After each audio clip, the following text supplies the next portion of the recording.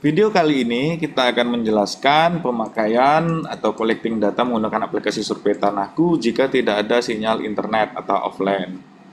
Jadi kita masuk akun kita, kemudian kita memilih kanta.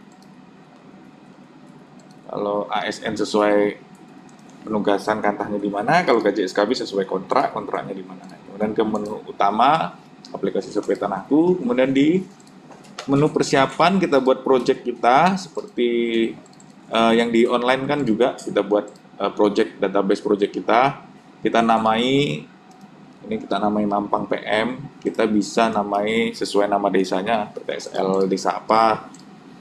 Kemudian bedanya yaitu kalau offline ini kita harus setting area kerja dulu agar peta kita itu telah tercatch ya di handphone kita. Jadi ketika kita tidak dapat sinyal nanti peta Google-nya itu bisa kelihatan. Jadi kita saat kita di kantor sebelum ke lapangan sebaiknya kita nge-catch dulu jika tidak ada peta citra satelit atau peta foto udara UAV. Kalau kami sarankan paling tidak menggunakan peta foto UAV lah. Ini kita cuma hanya untuk membandingkan aja nih. Kalau mau pakai citra yang ada di Google kita bisa set area kerjanya. Kemudian kita kalau sudah set itu ada setting zoom ya Bapak Ibu. Nah, itu setting zoom kita bisa coba-coba setting zoomnya berapa. Kemudian kita unduh Google-nya.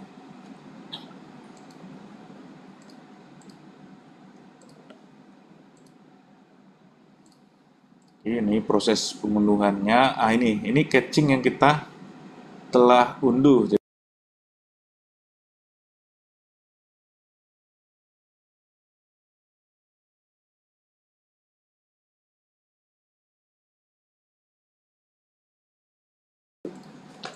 Kemudian, jika kita ingin memasukkan data vektor offline ke dalam aplikasi survei tanahku, kita convert dulu data DWG kita ke format GeoJSON.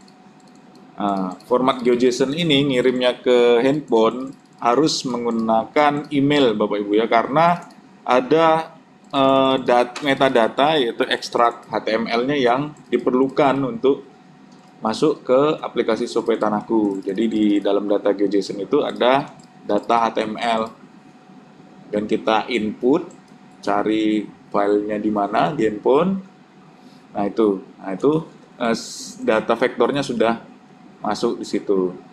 Nah, kemudian jika kita ingin mengimpor data raster berupa MBTile, kita juga tinggal tadi ada tools import MBTile, kita cari datanya di handphone. Kemudian kita imporkan, kita masukkan. Ya ini kan, nah perbedaannya jadi kita ada data UAV-nya atau data foto udara drone-nya. Jadi lebih bagus seperti ini dan kita imporkan juga data spasial offline-nya tadi. Mungkin itu bedanya dengan online ya. Kalau online kan langsung. Kemudian kita buka menu utama.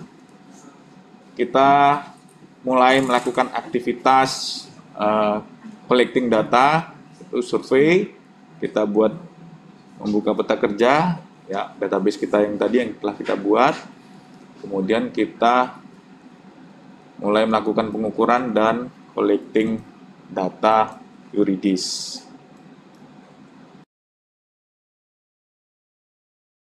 Jadi ini kita mau menghubungkan ke GPS eksternal, yaitu tadi pilih Bluetooth ke GNSS, kemudian kita connect. Jadi itu tampilannya kalau sudah connect receiver GNSS-nya, kalau fake itu warnanya hijau Bapak Ibu. Dan kita bisa menyimpan data itu kalau datanya sudah fake, kemudian kita klik simpan itu kalau datanya sudah fake. Jadi itu ada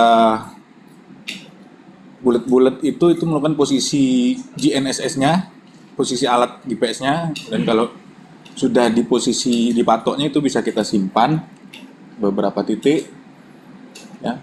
Jadi kita ini juga selain GNSS kita bisa masukkan data sudut jarak dari meteran ataupun dari TS. Kemudian kita di sini tadi pembuatan peta bidang. Jadi kita buatkan poligon dari hasil pengamatan GPS tadi. Kita buat poligonnya, titik-titiknya tadi kita gariskan. Jadi di sini ada juga auto snap, jadi kita bisa langsung menghubungkan titik-titik tadi Bapak Ibu.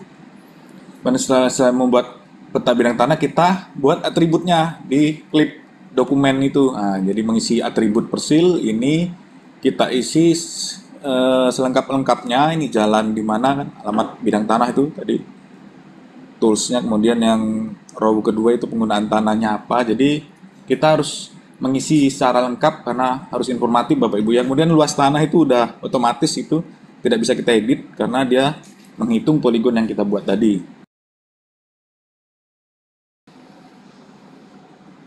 Oke, kemudian ini perbedaan dari mode online dengan offline.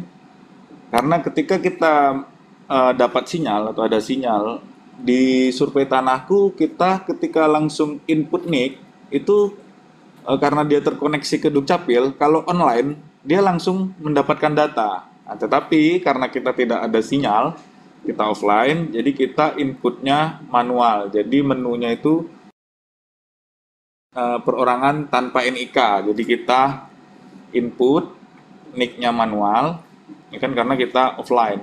Terus kita isi keterangan-keterangannya itu dengan sesuai dengan identitasnya. Jadi kita isi manual di sini Bapak Ibu. Kalau online kan langsung input nomor NIK-nya, itu data-datanya langsung keluar. Kalau offline kita harus ngisi manual.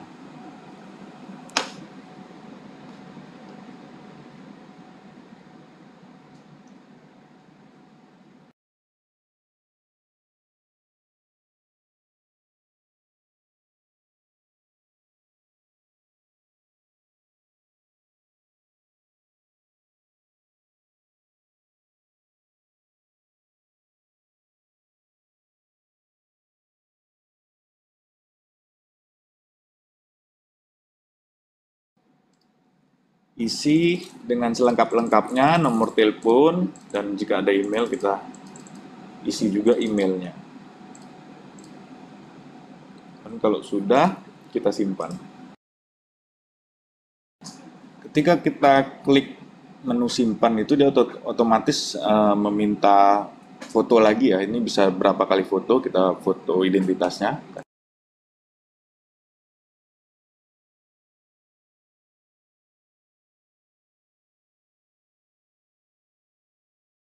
Dan halaman berikutnya itu merupakan alas hak. Jadi pilih salah satu alas hak di atas, atau kalau tidak ada di daftar alas hak yang telah disediakan bisa pilih lainnya, itu nanti diuraikan sendiri di sini. Kalau ini misalkan akta jual beli nomornya berapa, uraiannya apa. Jika tidak ada di sini daftarnya, jadi bisa pilih lainnya dan uraiannya ditulis dengan lengkap apa alas haknya. Sini kita contohkan akta jual beli, kemudian simpan. Berikutnya halaman setelah kita simpan itu dia otomatis minta foto dokumennya Bapak Ibu ya. Jadi kita langsung fotoin akta jual belinya tadi ya. Bisa lebih dari satu kali foto atau satu kali halaman ya. Jadi bisa 4 kali foto, kalau dia 4 halaman dan 3 halaman dan seterusnya. Kemudian kita halaman selanjutnya itu menginput bukti pajak. Sini ada pilihannya giri, letter C, petok D, atau dan yang lainnya seperti yang tadi juga bisa diuraikan sendiri jika tidak ada di pilihannya. Kemudian kita foto lagi dokumennya. Oke, jadi di sini ada daftar tadi pemilik, alas hak dan pajaknya. Kemudian input deskripsi tanah. Nah, di sini kita uraikan tanah itu adalah apa, utarannya apa, jadi sejelas-jelasnya kita uraikan kondisi lapangan, bidang-bidang yang kita ukur ya. Ini ketika kita klik simpan nanti dia akan ada keluar foto lagi, kita foto fisik bidang tanahnya di lapangan, ya, misalkan ini kita foto bidang tanah, bisa juga kita foto patok-patoknya nanti di sini, dan ini bisa lebih dari satu foto. Kemudian kita ke penunjuk batas atau pemilik. Jadi di sini kita koneksikan ke finger reader Bapak Ibu ya lewat Bluetooth. Kita pairing lagi Bluetooth-nya, kita cari serial number dari finger reader-nya. Ya, kalau sudah connect. Nah, di situ ada pilihan di layar itu, row pertama itu berupa nama, kemudian row kedua itu berupa sebagai apa. Ya, ini kita koneksi device dulu, koneksi serial number-nya. Nah, itu ada connection successful antara finger reader sama aplikasi Sopetan aku udah connect. Kemudian kita isi input nama. Misalkan ini penunjuk batas, kita tulis nama penunjuk batasnya siapa, kemudian dia sebagai apa, apakah sebagai kuasa atau sebagai pemilik atau sebagai pemohon. Kemudian tidak hanya pemilik ya Bapak Ibu, juga kita harus merekam sidik jari tetangga sebelah-sebelahnya, utara, barat, timur, dan selatan. Nah, ini cara untuk connecting, merekam. Nah, itu 2 kali, jadi dia setelah bunyi itu langsung ada pilihan. Oke, menyimpan. Ya, ini udah tersimpan datanya Bapak Ibu. Data biometriknya sudah tersimpan. Oke. Dan jadi ini perekaman sidik jari ini bisa lebih dari 1 orang ya. Jadi kita di sini bisa merekam pertama pemilik atau kuasa pemilik yang menunjukkan batas, atau penunjuk batas selain pemilik. Kemudian tetangga perbatasan, utara, timur, barat, selatan, itu bisa kita rekam semua. Jadi data biometrik sidik jarinya kita rekam. Cara merekamannya itu tempelin 2 kali. Ya. Ya, bunyi dia kalau sudah rekam dan klik OK. Ini kita contohkan beberapa orang bisa kita rekam. Setelah itu kita lihat di daftarnya Bapak Ibu ya. Penunjuk batas tadi ini kalau udah direkam kan banyak itu tadi. Kemudian pemilik, deskripsinya udah lengkap, alasan udah lengkap, perpajakan sudah lengkap. Ya, perlu diingat Bapak Ibu, setelah kita collecting data tadi, kita mensinkronisasinya pada saat kita dapat sinyal ya. Mungkin pas kita saat ke base camp atau ke kantor, baru kita bisa sinkronisasi. Menu untuk sinkronisasi. Jadi dia tadi ada database kita atau project kita tadi, Mampang Online tadi. Kemudian kita akan mensinkronisasikan. Kita pilih dulu desanya.